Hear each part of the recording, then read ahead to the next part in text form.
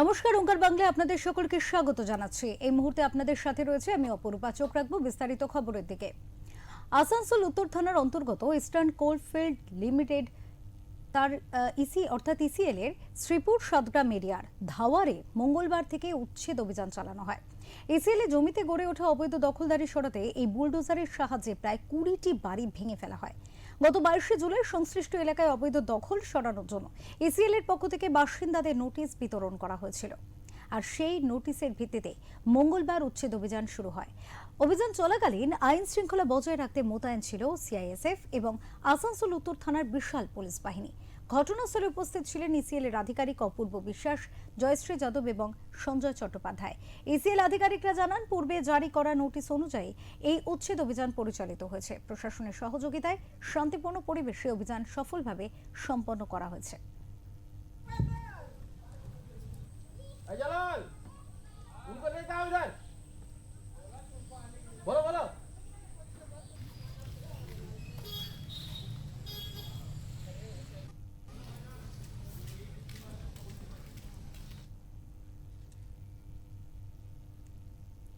এই মুহূর্তে আমাদের সাথে রয়েছেন জয়ন্ত সাহা, আমাদের প্রতিনিধি। জয়ন্তর থেকে জেনে নেব সার্বিক বিষয়বস্তু।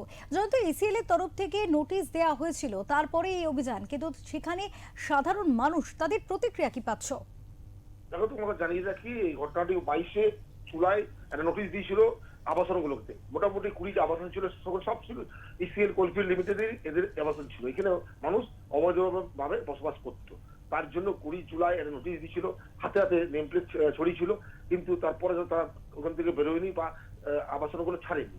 তার জন্য আজকে মঙ্গলবার ঠিক সকালবেলা আধিকারিকরা সিএলএস বুলডোজার নিয়ে যায় এবং ওই আবাসনগুলোকে ভেঙে দেয়। যেহেতু এই আবাসনগুলো কিন্তু ইসিএলেরই আবাসন, তার জন্য ইসিএল আবাসনে অবৈধভাবে এখানে বসবাস করতো বেস্ট ফ্যামিলি, তাদেরকে ওখান থেকে সরিয়ে দেওয়া হয়, তাদেরকে নোটিশ দেওয়া হয়েছিল। নোটিশ শুনেনি বলেই আজকে কর্মকাণ্ড করে বুলডোজার অভিযান চালিয়ে সব ভাঙা হয়েছে। যেটা আমরা স্থানীয় যারা আছেন, যারা বসবাস করতেন, তাদের সঙ্গে আমরা কথা বলেছি। তারা বলছে, দেখুন, আমাদের নোটিশ দিয়েছিল ঠিক কথা, কিন্তু আমরা এই মুহূর্তে যাবোটা কোথায়? কারণ আমরা সব এখানে এক সময় কোনো ফ্যামিলির লোক এখানে কাজ করতো, ইসিএল এর অধীনে কাজ করতো। তারা কাজ রিটায়ার্ড হয়ে গেছে, তারা বা মারাও গেছে, তাদের পরিবারের লোকেরা রয়েছে, বা কিছু আদার্স লোকেরাও কিন্তু ছিল এখানে। তারা সেই সময়টা হাতে পায়নি। তারা কিন্তু যদি অন্য জায়গাতে পরবর্তী জায়গা পেত, তারা সেখানে চলে যেত।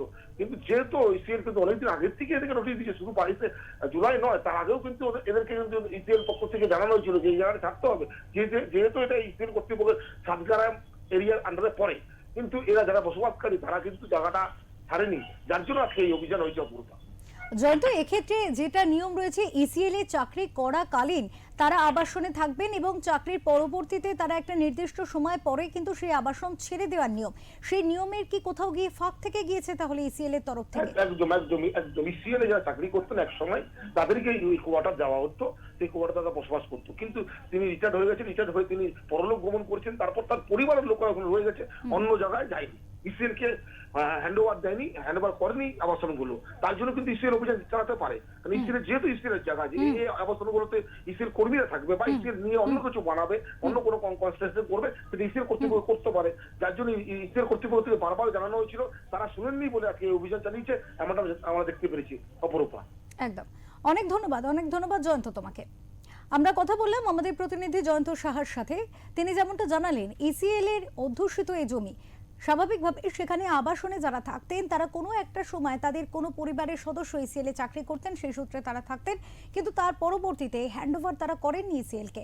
স্বাভাবিকভাবে ইসিএল তাদের অভিযান চালাচ্ছে এবং তার আগে যদিও নোটিশ কিন্তু জারি হয়েছিল, এমনটা দাবি করা হয়েছে ইসিএল এর তরফ থেকে।